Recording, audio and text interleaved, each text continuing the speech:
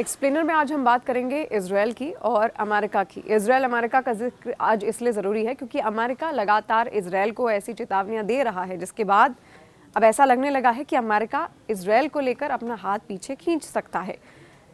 आपने देखा किस तरीके से हमास हमला करता है इजराइल पर, अमेरिका उसका साथ देता है। इसके बाद ईरान से भी जब हमला हुआ इजराइल पर तो उस वक्त भी अमेरिका ने उसका साथ दिया, लेकिन साथ साथ अमेरिका ने उस वक्त इजराइल को यह भी कहा था कि अगर अब ईरान पर उसकी ओर से हमला किया जाता है, इजराइल की ओर से हमला किया जाता है तो अमेरिका उसका साथ नहीं देगा और अपना हाथ पीछे खींच लेगा। लेकिन उसके बावजूद भी इजराइल अमेरिका की एक नहीं सुनता है और वो ईरान पर हमला करता है।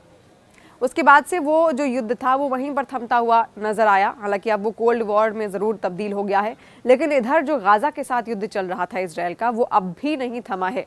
बम बारूद का इस्तेमाल उसमें अच्छे से अब भी किया जा रहा है। इससे पहले अमेरिका एक खेप रोक चुका है इजराइल को हथियारों की, और इजराइल ये कतई नहीं चाहता था और ना ही जानता था कि अमेरिका किसी दिन उसके साथ ऐसा भी कर सकता है। अब भी इजराइल की तैयारी है इस युद्ध को और ज़्यादा आगे बढ़ाने की, और अब इजराइल तैयारी कर रहा है कि जो रफा बॉर्डर है जहाँ से रेस्क्यूज़ लगातार हो रहे थे और मिस्र से गाज़ा से ये बॉर्डर लगता है, रफा बॉर्डर, और वहीं पर अब इजराइल हमले की तैयारी कर रहा है।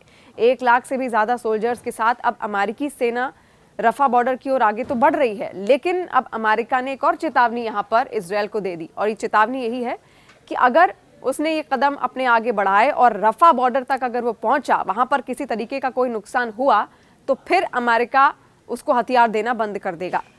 लेकिन इजराइल के जो प्रधानमंत्री हैं बेंजामिन नेतन्याहू, उन्होंने भी इसको लेकर एक पूरी प्रेस कॉन्फ्रेंस बाकायदा की थी और उसमें साफ उनकी बातों से झलक रहा था कि वो हमला ज़रूर करेंगे, हमले के लिए बिल्कुल तैयार रहेंगे और उनको कोई फर्क नहीं पड़ता कि अमेरिका क्या सोचता है या फिर हथियारों की खेप वो बंद कर देगा या फिर नहीं। तो एक तरीके से इजराइल पूरी तैयारी कर रहा है, रफा बॉर्डर पर कभी भी उसकी ओर से हमला किया जा सकता है। लेकिन बात समझने वाली ये भी है कि अमेरिका ने आखिर ऐसा कहा क्योंकि वो हथियारों की खेप बंद कर देगा। रफा बॉर्डर का जो इलाका है वहां पर बहुत सारे रिहायशी इलाके भी हैं, और जब गाजा और इजराइल आपस में लड़ रहे थे तो उस वक्त उस बॉर्डर को खोल दिया गया था ताकि लोग वहां से आ जा पाएं, उनका रेस्क्यू वहां से किया जा सके, सुरक्षित जगहों पर उनको पहुंचाया जा सके। मिस्र में भी कई सारी ऐसी जगहें हैं आसपास रफा बॉर्डर के जहां पर लोगों को रखा गया है। तो अगर ये इजराइल हमला करता है तो उसमें कई सारे जो आम नागरिक हैं वो भी मारे जाएंगे, और यही वजह है कि अमेरिका अब पीछे हट रहा है और इजराइल को रोकने की कोशिश कर रहा है। लेकिन इजराइल ने अपना रुख साफ कर दिया है कि वो किसी भी कीमत पर रुकने वाला नहीं है।